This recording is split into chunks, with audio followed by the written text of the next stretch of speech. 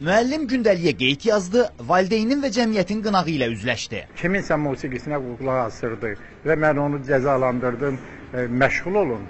Bu absurddur. Orta məktəblərin birində müəllim şagirdin gündəliyinə qəribə qeyd yazıb. Şagird musiqi dərsində Üzeyir Mehdizadə kimi tanınan müğənninin yarım mahnısını oxuduğu üçün şagirdi cəzalandırdığını bildirib. Valideyn sosial şəbəkələrdə gündəliyin şəklini paylaşandan sonra isə ciddi müzakirələrə səbəb olub. Dayıcan, Üzeyir Mehdizadəni tanıyırsınız? Yox, vallahi tanışlığım yoxdur.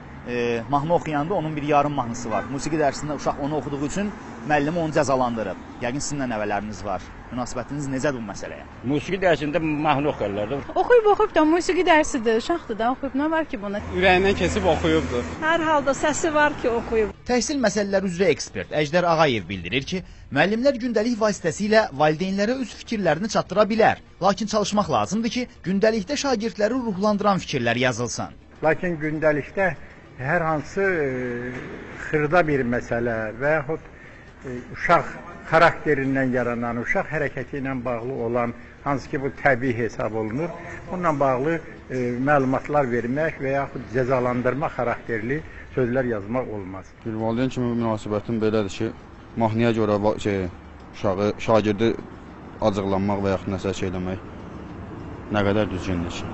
Müəllimdə olub təqsir məncə, yəni ki,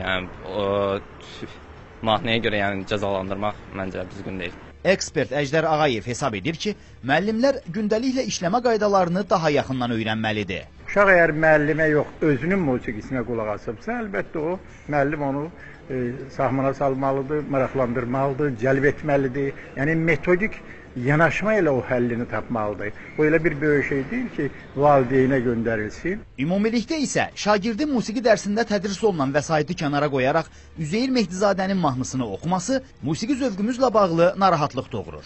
Bu bir siqnaldır. Zövqümüzün korlanması ilə bağlı bir siqnal.